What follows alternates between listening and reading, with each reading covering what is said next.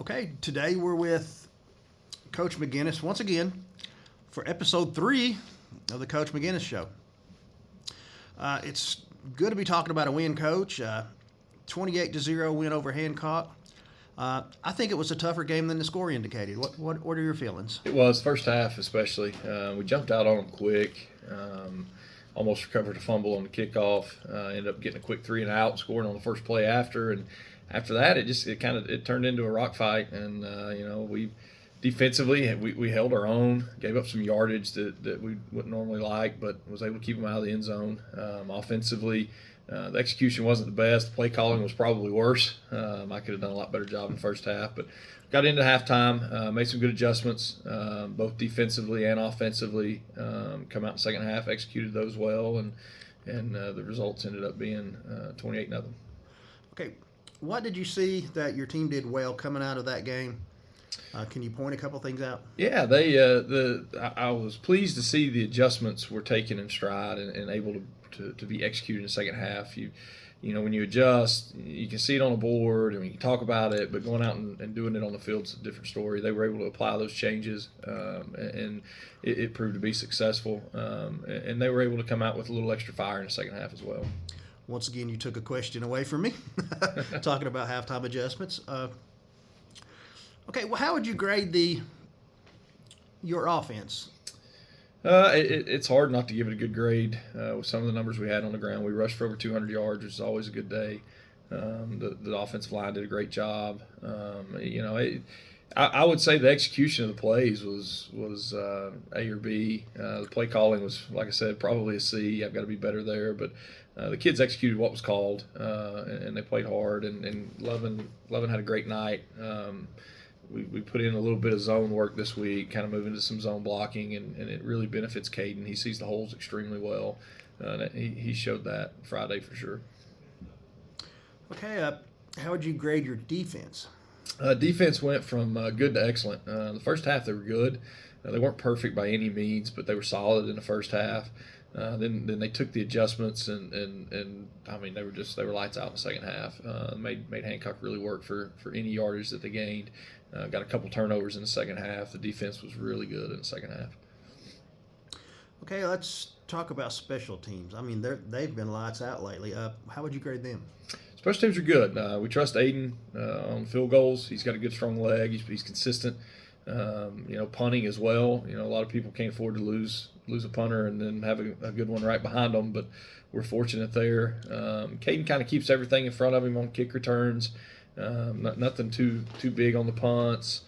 Just playing field position, making sure we can secure the punt. No easy turnovers, silly turnovers on the kickoffs, and the kickoffs from Aiden. I asked him all week last week to try to put it between the numbers and the sideline, and he did that except for one kick. He was really consistent there. So as long as we keep those things up, we'll be in good shape. Okay, can you name a couple people that played well on defense? I'm sure you're going to say probably Whitaker and the ones I picked, for the defensive player of the game. They played outstanding. But as a team, you know more about it. Who played good? Who played well for you? Well, we'll start with Corbin, and the reason I'm going to start with Corbin is from week 1 to now, what we're asking our defensive ends to do. He's just getting better and better at it, and that's why he was all around the ball the entire night. He was executing what we asked him to do. If he wasn't the first guy to the tackle, he was the second guy. Caden was really good on the outside of not letting him get around the end and extended plays. He kept everything funneled back toward the middle and did a good job there. And Owen Stone just keeps growing at free safety. Stone, yes. He gets better every week. He's getting more aggressive. But he's good in pass coverage. We really like what we're getting there. The corners are both doing a good job. They're doing their jobs, and a lot of times their jobs just don't let anything get by them, and it kind of seems boring, and they don't get a lot of highlights for it, but they're doing their job, and that's kind of the key that we preach every day. Do your job, whatever that job may be. Keep doing it. The front four have been very good. RJ's a great run stopper. He's not afraid to get in there and hit, and had a couple big hits on some tackles as well. Yeah, I was going to mention RJ keeping everything in front of him. It seems like he's doing a great job. Mm-hmm. Absolutely. Okay. Offensive players, you had a few that played extremely well. Talk about them a little bit. Well, Caden, I mentioned him earlier with the zone blocking schemes. First off, if the line doesn't block it the way they're supposed to, then Caden doesn't get to do what he does. So, I call them the big uglies, and I keep telling them ugly is a disposition. They're doing a good job up there. They're having a lot of fun, and they're playing hard, and it's opening holes up. And Caden has good vision to see those holes. Aiden does a good job leading him as well as a fullback when he's in there, and we've got a heavy package that Aiden gets some carries as well. But Caden had over 200 yards and 2 touchdowns, and that doesn't happen without the offensive line doing what they did.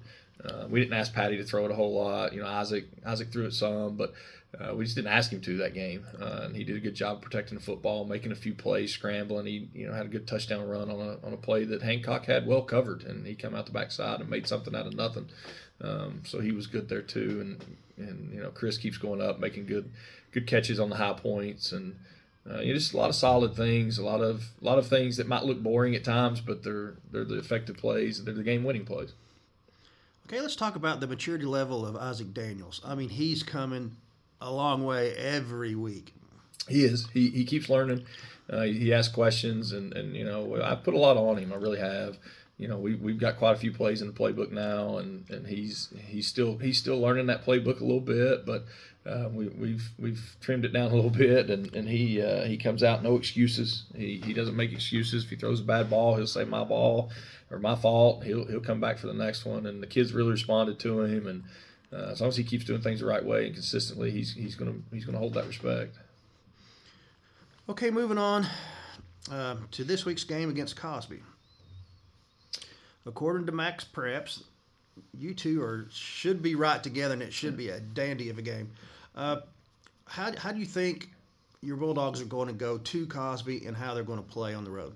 I expect them to come out and compete. We've watched film on them, and started our prep on them, and it's never easy to go to the Hill and win. That's a tough place to play any sport, let alone football, and road trips are never easy. It's always more comfortable being at home. We've got one road win this year though, so I know they know how to do it. I know they can have the right mindset. And I think they will. But it should be a good game. Cosby's really good at what they do. I think they're sitting in 3-1. They're going to come out. They throw it well. This will be the best passing team we've probably seen, including Johnson County, who threw it pretty well too. But they run a unique defense. They run a 3-3 stack, which can give some spread teams some fits. So we'll have to have a few adjustments in store for that. But the kids will come out with right mindset, and they'll compete and fire off. And as long as they keep doing doing their job, and I say it over and over, but as long as they keep doing those things, we're going to be in good shape. Yeah, I researched them, and they seem to have a balanced offense. I mean, it's pretty close yards to date, passing and running. What's your defensive scheme, or how do you handle a team that does both things well? Well, we've got to stop the run first. If they get the run game going, then that opens up play action. So the front four and the inside backers are going to have to do a good job of containing the run. They're a zone scheme, so it's something we're seeing in practice, which helps. We've got to do a good job of slowing them down up front, which I think we can. We've got a big defensive line. We're deep. We've got plenty of bodies. So they got to do their job up front first. They've got a really good receiver, number 6. I don't know his name, but he's a very good receiver. He has great hands, great feet. He's fast. He's the favorite target. He can take the top off of a defense in a heartbeat. So we've got to know where he's at. Make sure we've got 2 around him most of the time. Make his life difficult. And when we get chances to get the quarterback on the ground, we've got to finish up and do so. Is there anything you could do during practice this week to prepare the team for what they're going to see? What have you been working on? We've got one of our faster players kind of simulating number 6, and we put him in a special jersey so we can identify where he's at, so that we don't lose him on the field. We've got to make sure we know where he's at all times. And then other than that, it's just kind of the normal scheme. We've got to execute up front, make sure we do our jobs there, and try to show their formations. They run several different formations.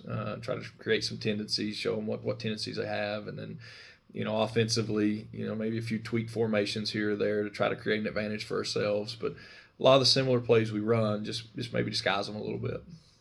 Okay, knowing that Cumberland Gap has played them this year, was you able to get any film from them, or do you get highlights from somebody else? And how is that affecting how you're coaching this week? Yeah, I talked to Dalton quite a bit about him. And that was one of the first things he mentioned was that receiver. He's a pretty dynamic player, but talking to Dalton some, and he's kind of been my go-between there. And I talked to Nick quite a bit too, but for this game specifically, I talked mostly to Dalton. He gave me some advice there on what they saw, and then of course we gathered films from a couple of the previous games prior. And knowing that Cumberland Gap is better than that score indicated, I really feel that you have a chance to get this win. What can your coach and staff do to keep this momentum, not even into this game, but past it? I mean, the team is on an upswing. Yeah, credit to those coaches. Coach Smith's done a good job with the defense. It's a little bit unique to the boys, but they've adjusted to it pretty well. And him and Coach Nance come every week with all kinds of information from film. You can tell they're really studying the film. They're putting the work in over the weekend, and they're prepared on Monday to present during film study, and then on Tuesday, to get the scout teams going. They've got plays drawn up. They've got formations. They've got a lot of information. They're doing a really, really good job. Coach Whitaker's helping a lot on the offensive side. With his background as quarterback, he sees a lot on the field.